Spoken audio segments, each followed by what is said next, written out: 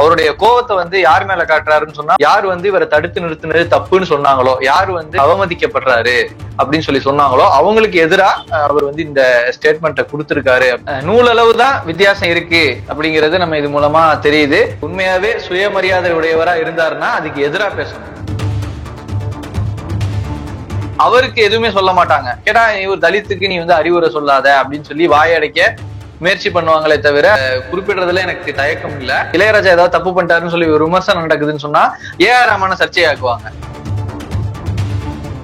பள்ளிவாசலுக்குள்ள போறவங்க ஒரு ஹிந்துஸ் எல்லாம் வராங்கன்னு சொன்னா அதை வந்து அரவணைக்கிற ஒரு போக்கு வந்து முஸ்லிம் சமூகத்துல இருக்கு.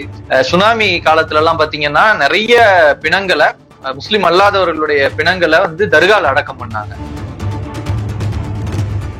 அவரோட பையன் வந்து காபாவுக்கு போறாரு, மதீனா நகரத்துல இருக்கக்கூடிய பள்ளிவாசலுக்கு போறாரு. முஸ்லிம்கள் புனிதமா கருதக்கூடிய இடங்கள் அது. அங்க அவரால் போக முடியுது. இன்னும் சொல்ல போனா பள்ளிவாசலுக்குள்ள அவரால் தொழுகை நடத்த முடியும். இளையராஜா வந்து சமஸ்கிருதம் அறிஞ்சவர், சாஸ்திரம் தெரிஞ்சவர். அதான் அவங்க அப்பாவுக்கு இப்படி ஒரு மோசமான நிகழ்வு நடக்குது. தெள்ள தெளிவா சாதிய பாகுபாடு இருக்கு அப்படிங்கிறத காட்டுது.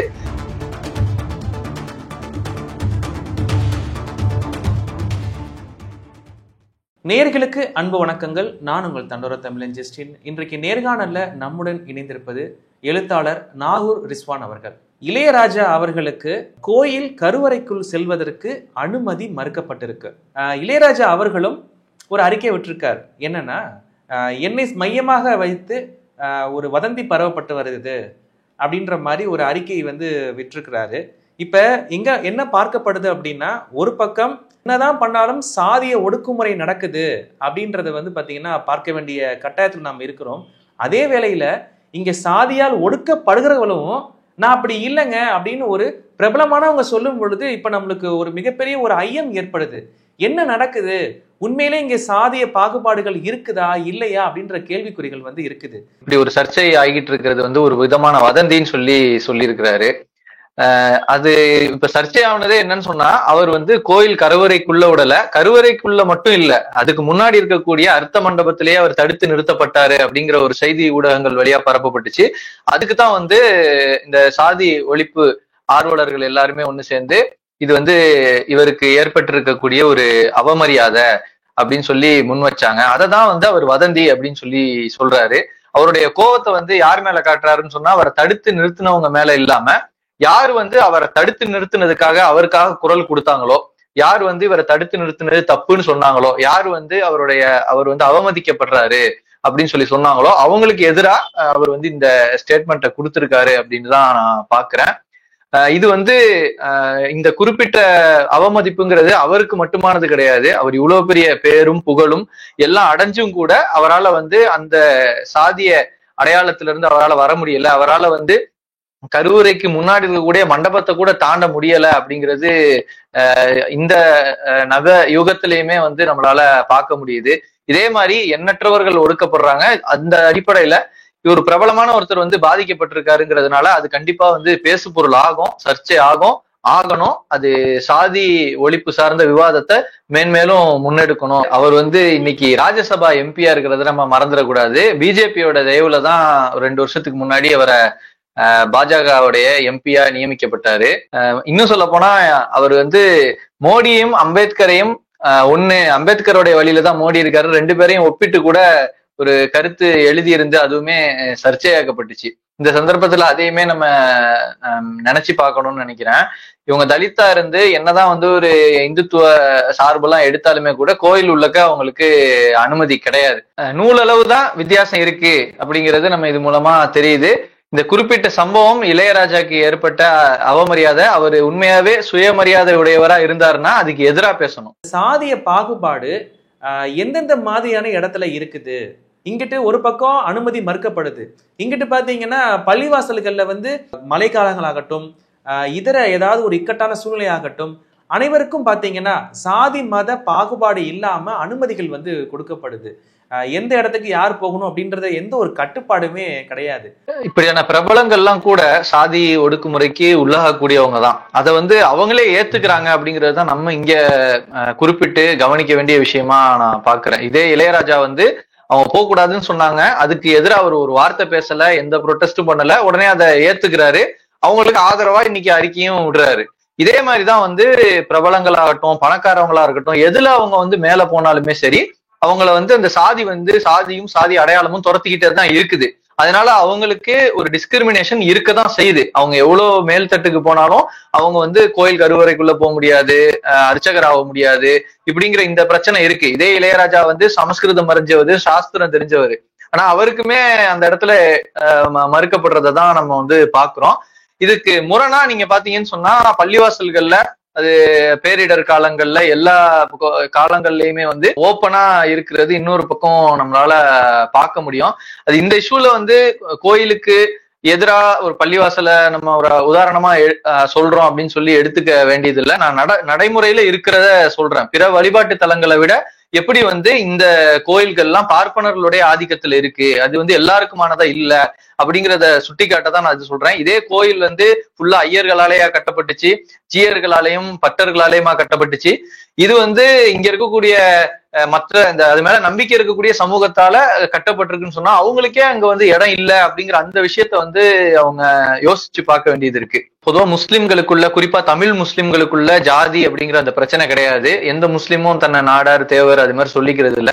இது கிறிஸ்தவத்துல கூட இருக்கு. வெளிப்படையா சொல்லணும்னு சொன்னா கிறிஸ்தவ நாடார், அதே மாதிரி கிறிஸ்தவ மத்த ஜாதி பேரெல்லாம் சொல்றது கூட இருக்கு. ஆனா அப்படியான ஒரு வழக்கங்கிறது முஸ்லிம்களுக்குள்ள கிடையாது. இங்க வர்க்க ரீதியா உயர்வு தாழ்வு சின்ன சின்ன விஷயங்கள்ல வெளிப்படலாம். ஒரு பணக்காரரா இருப்பாரு, ஏழையா இருப்பாரு, அந்த பேதங்கிறது எல்லா இடத்துலயும் இருக்கதான் செய்யுது. உலகம் முழுக்க இருக்கிற மாதிரி அந்த வர்க்க ரீதியா இருக்கும். ஆனா அது வந்து அவரோட ஆன்மீக ரீதியான விஷயங்களை பாதிக்காது. அவர் பள்ளிவாசலுக்குள்ள நுழையிறத பாதிக்காது. இன்னும் சொல்ல போனா பள்ளிவாசலுக்குள்ள அவரால் தொழுகை நடத்த முடியும். அது இன்னைக்கு வந்து அர்ச்சகர் எல்லாம் சொல்றாங்கல்ல, அது மாதிரி இமாம் பள்ளிவாசல்ல ஒருத்தரால வந்து இமாமா நின்று தொழ வைக்க முடியும். அவர் வந்து பரம ஏழையா இருந்தாலுமே அது பிரச்சனைக்குரியது கிடையாது. அவரோட நிறம் வந்து பிரச்சனைக்குரியது பார்க்கப்படுறது கிடையாது. பள்ளிவாசலுக்குள்ள போறவங்க ஒரு ஹிந்துஸ் எல்லாம் வராங்கன்னு சொன்னா அதை வந்து அரவணைக்கிற ஒரு போக்கு வந்து முஸ்லிம் சமூகத்துல இருக்கு. நான் நிறைய பள்ளிவாசல்கள்ல நீங்களுமே கூட பார்க்கலாம். அங்க வந்து தொழுகை முடிச்சதுக்கு அப்புறம் அங்க வந்து முஸ்லிம் அல்லாதவர்கள் வந்து அவங்களோட நோய் நிவாரணத்துக்காக இந்த குரான் வசனங்களை ஓதி கேட்டு வாங்கிட்டு போவாங்க. அவங்களோட தண்ணியில அல்லது அவங்க மேல அதை வந்து அதை ஓதி ஊதுவாங்க.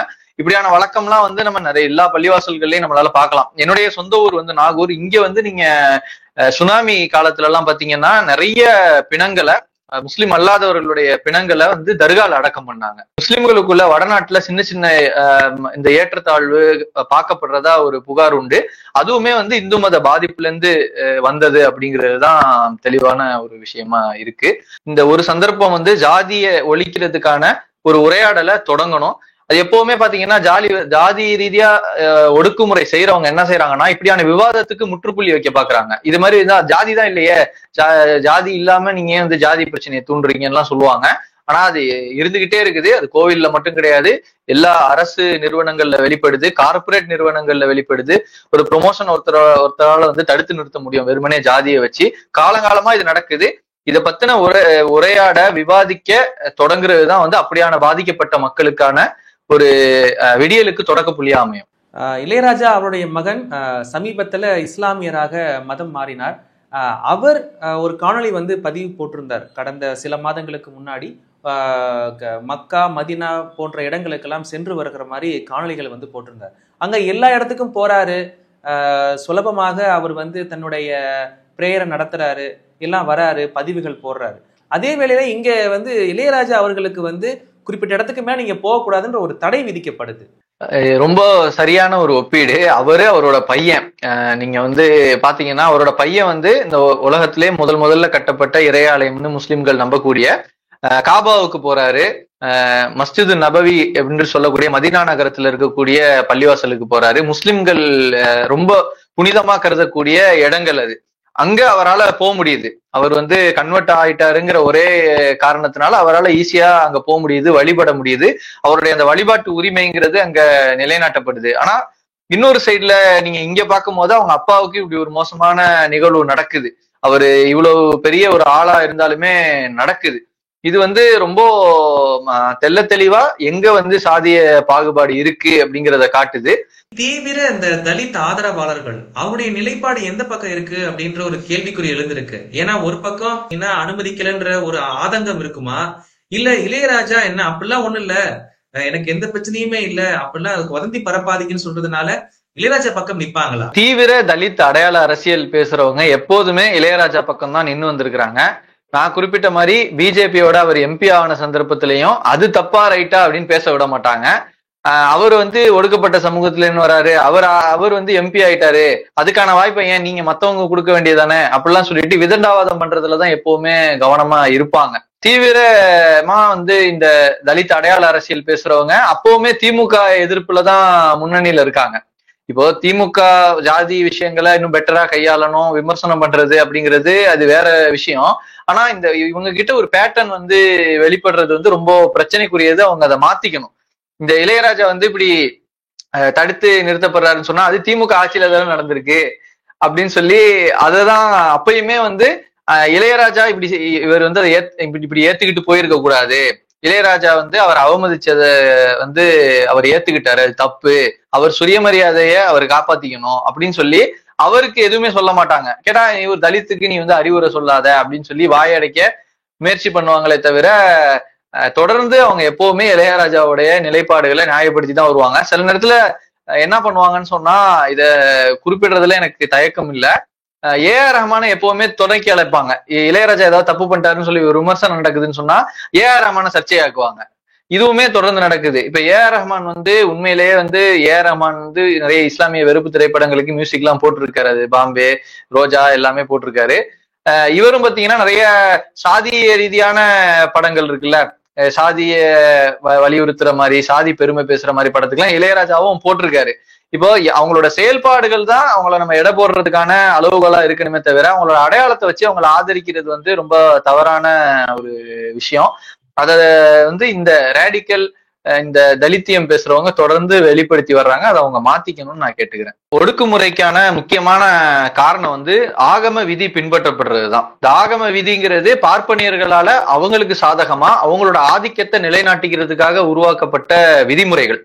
இது பின்பற்றப்படுறதுதான் பல நேரங்கள்ல வந்து இந்த அடித்தள சாதியினர் வந்து அவங்களுடைய உரிமைகள் பறிக்கப்படுற நிலைங்கிறது ஏற்படுது. இது வந்து ரொம்ப கவனிக்க வேண்டிய விஷயம். இதுக்கு எதிராக தான் இதே மண்ணுல இப்படி அனுமதிக்காம ஒருத்தனை மறுக்கிறது, நீ போன்னு சொல்றது, அவனுடைய பிறப்பை அடிப்படையா வச்சு அவனுடைய வழிபாட்டு உரிமையை மறுக்கிறது கூடாதுன்னு சொல்லிதான் இதே மண்ணுல பெரியார் போன்றவர் போராடினாங்க, சுயமரியாதை இயக்கம் போராடினுச்சு. அம்பேத்கரும் கூட அவங்கள வந்து ஒரு மகத் போராட்டம் கேள்விப்பட்டிருப்பீங்க, ஒரு பொதுக்குளத்துல நீர் அருந்துறது பிரச்சனை வரும்போது அதுக்கு எதிராக போராடி இருக்கிறாரு. வைக்கம் போராட்டத்தை இந்த இருக்கக்கூடிய சுயமரியாதை இயக்கம் முன் வச்சுச்சு. இது எல்லாமே வந்து 1920s நடந்தது. இது பாத்தீங்கன்னு சொன்னா இதெல்லாம் பார்ப்பன ஆதிக்கத்தின் விளைவாக அந்த இடத்துல வந்து ஒடுக்கப்பட்ட மக்கள் வந்து உள்ள போக முடியாத நிலைங்கிறது ஏற்பட்டதுக்கு எதிரான போராட்டம் தான். சொல்லப்போனா இதுக்கு முன்னாடி இருந்த காலத்துல இவங்களால எல்லாம் போக முடிகிற மாதிரியான நிலையெல்லாம் பல இடங்கள்ல இருந்திருக்கு. இதே பார்ப்பனியத்துக்கு எதிரான புத்த மதத்திலேயோ சமணத்திலேயோ இப்படியான பாகுபாடு இருந்தது இல்லை. இன்னும் சொல்ல போனா கிராமப்புற நம்பிக்கைகள் சார்ந்த விஷயங்கள்ல இந்த சிறுதெய்வ வழிபாட்டுல எல்லாம் கூட இப்படி எல்லாம் இல்லைன்னு ஒரு கருத்து உண்டு. எப்போ வந்து இது எல்லாமே பிராமணமயப்பட்டுச்சோ அது வந்து ஒரு ஒடுக்குமுறையை வந்து ஆண்டாண்டு காலமா நிகழ்த்திக்கிட்டே இருக்கு அப்படிங்கிறதையும் நம்ம கூடுதலா இணைச்சு பார்க்கணும். இதோட கண்டிப்பாக எந்த முறையிலையும் சக மனிதனை ஒடுக்கக்கூடிய ஒரு சாதிய ஒடுக்குமுறையை கண்டிப்பா எல்லாருமே எதிர்க்கணும் அப்படின்றது தான் இந்த நிகழ்வின் மூலம் நம்ம தெரிஞ்சுக்கிறோம். அதே வேளையில ஒடுக்கப்படுறவங்களுக்காக நம்ம வந்து கை கொடுத்தாலும் கூட அவர்கள் கையை உதறிட்டு இல்ல அப்படிலாம் கிடையாது, நான் உன் பக்கம் இல்ல, இவங்க நான் வந்து என்னை ஒடுக்குறவங்க பக்கம் தான் நான் வந்து நிற்பேன் அப்படின்ற மாதிரியாக அவருடைய செயல்பாடுகள் ரொம்ப மன வேதனைக்கு உண்டாக்கியிருக்குன்னு தான் சொல்ல முடியும். மிக்க நன்றி ரிஸ்வான், இவ்வளவு நேரம் உங்களுடைய கருத்துக்களை பகிர்ந்தமைக்கு நம்ம சேனல் சார்பாக மிக்க நன்றிகள். நன்றி.